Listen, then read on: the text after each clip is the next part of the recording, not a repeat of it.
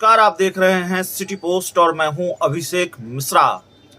Bharatiya Janata party Nitish Kumar से एक और मंत्री को हटाने की मांग कैबिनेट से कर रही है।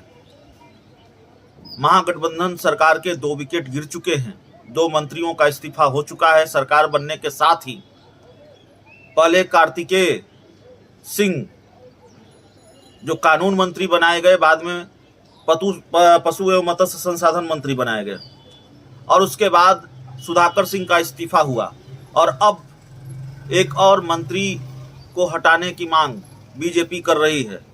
हालांकि पहले जिन 2 मंत्रियों का इस्तीफा हुआ वो अलग अलग वजहों से हुआ। सुधाकर सिंह का तो इस्तीफा इस वजह से हुआ कि वो सीधे नीतीश कुमार से भिड़ गए थे और नीतीश कुमार उनको बर्दाश्त करने के लिए अपनी कैबिनेट में तैयार नहीं थे। लेकिन अब मंत्री इसराइल मंसूरी को कैबिनेट से हटाने की मांग बीजेपी ने की है। बिहार विधानमंडल का बजट सत्र चल रहा है और सत्र के दौरान बीजेपी बेल में बैठ गई है।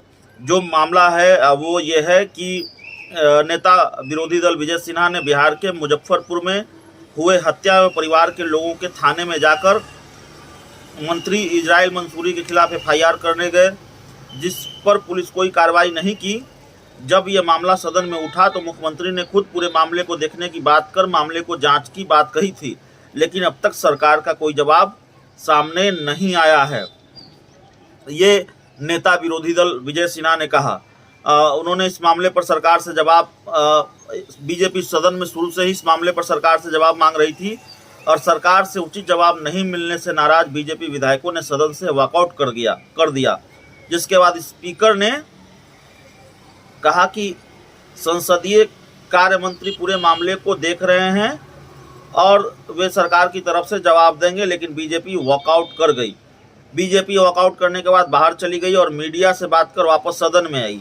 अपनी सीट पर उठकर बीजेपी विधायकों ने सरकार से मंत्री के इस्तीफे की मांग की है और सरकार से जवाब मांगा है और ये पूरा मामला है।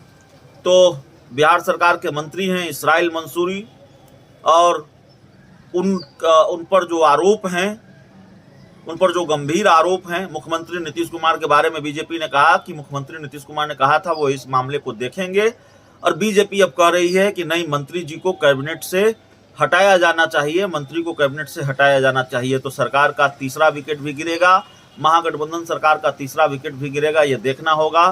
भारतीय जनता पार्टी इस पूरे मामले को लेकर आक्रामक है और मंत्री इसराइल मंसूरी को हटाए जाने से कंपर मानने को तैयार नहीं है। फिलहाल इस पूरी रिपोर्ट में इतना ही। बहुत बहुत धन्यवाद।